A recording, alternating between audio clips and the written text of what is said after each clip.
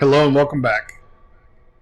So now we've gotten well out of Macaé at this point, and we're heading through Rio dos Ostras or Oyster Town.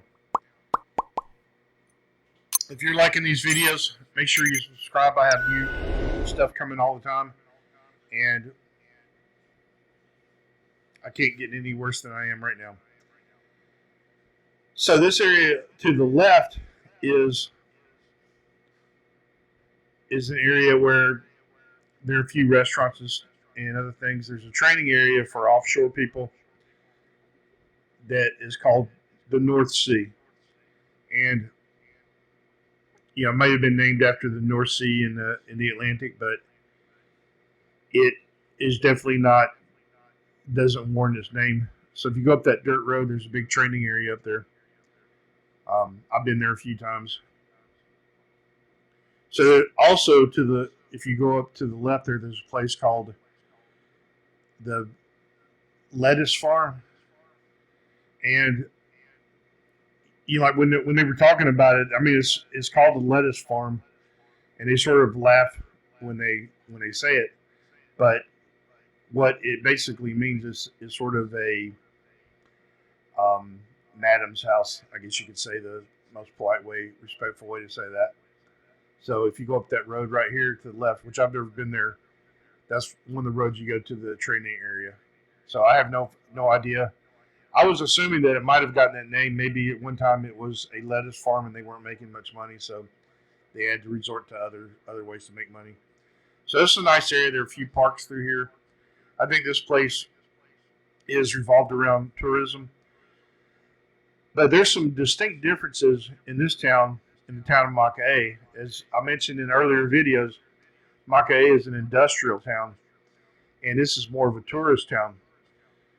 When you go along this area, there seems to be more of a free market, let's say, in here. And in the industrial town, it seems to be heavily regulated. There, for one example, they have a monopoly on public transportation, and here they don't. So there are a lot of independent bus owners in this area, and the stores are more independent too. And along the highway, when we get into town, you'll see a lot more of these places. So there's a park to the left. It's sort of a nature park. I haven't been there, but I may visit that place one day. And the traffic is terrible on this road. Over to the left, you might be able to see that they're trying to make this into a 4-lane in order to fix traffic, because a lot of people live here because the cost of living is lower since it's not an industrial town, and they drive to Macaé to work.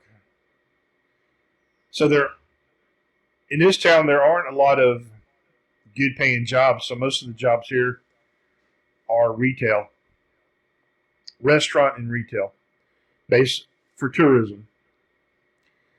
So people travel to Macaé in order to work in the petroleum industry. Not many petroleum jobs here, because everything is in Macaé. Maybe, I don't know if there's any purpose for it. Maybe because, well, one thing, there's no port in this town, so that would explain it. And being that there's no port, they need a port in order to ship products to the petroleum platforms. Not everything can go by helicopter. Sometimes they transport personnel on these cargo boats as well.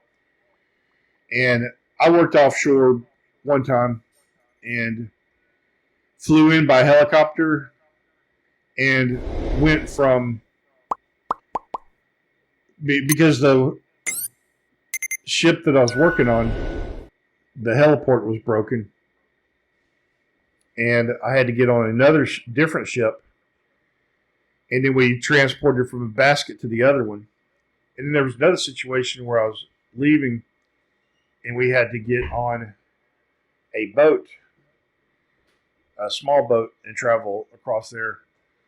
And I've been I was in the Marines and I was on ships a lot, and that's how I got in this field because I worked with petroleum and I was also in the Marines.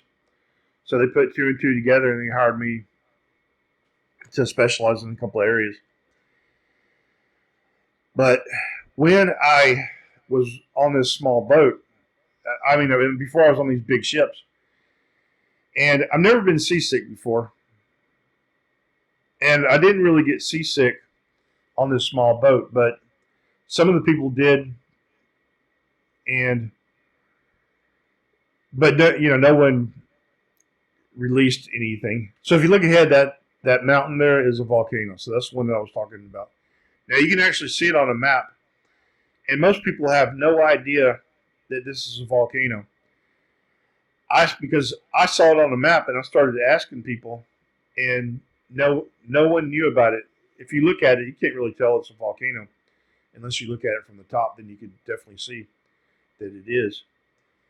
But most people don't know it. Now, I was talking to a fisherman one time. I mean, he may have been fairly well educated. He just decided to go into fishing, and he seemed pretty smart and sharp. Had a good knowledge of biology.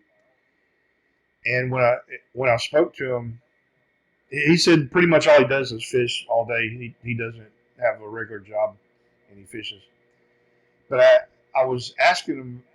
I said, "Well, tell me a little bit about the area," and then he mentioned that it was a volcano. So a simple fisherman knew that it was a volcano, but I think he was more than a simple fisherman. So we're starting to go into an area where you see a few stores around here, shops to the left and the right, and there's a lot of these towns have side roads too. So you have the main road going through town, and you see a lot of this in Brazil. I guess you might see this in the U.S. some places too. But they have the main road where people drive, the main highway, which is usually full of traffic. You're going to see we're going to hit a lot of traffic on here. But then they have the side roads. Now this thing over here to the left, it's sort of this is not the one we're going to, but this is a farmer's market. I'm going to go to this one in the future. It's actually a bigger farmer's market, but I wasn't really familiar with it. I was thinking about stopping here, but it's difficult to find parking and gave up on the idea. And so you see a lot of these farmer markets. Of course, the sun is relentless, so they have to put covers over everything, or they're going to get heat stroke. So we were here a couple minutes, and then left. But this is very interesting that you have this one volcano, and as far as I know, I don't see any other geological features that look like a volcano. There could be some, but of course, it's a dead volcano. Probably hasn't had an eruption in anybody's lifetime here. Now, the fisherman told me that people go hiking there, but one thing to be aware of, there are pumas around there, so wildcats and other things, so it's not exactly safe. Well, that's it. Join us next time as we go into the heart of Rio dos Ostras, and you can see more of the shops in the cities and the culture. Thanks for watching. Thank you for joining me on this Brazilian adventure. If you enjoyed exploring Brazil with me, don't forget to give this video a thumbs up. Subscribe to Lost in Brazil for more exciting content and hit the notification bell so you never miss an update. Share your thoughts and questions or suggestions in the comments below. I love hearing from you. And until next time, obrigado and safe travels.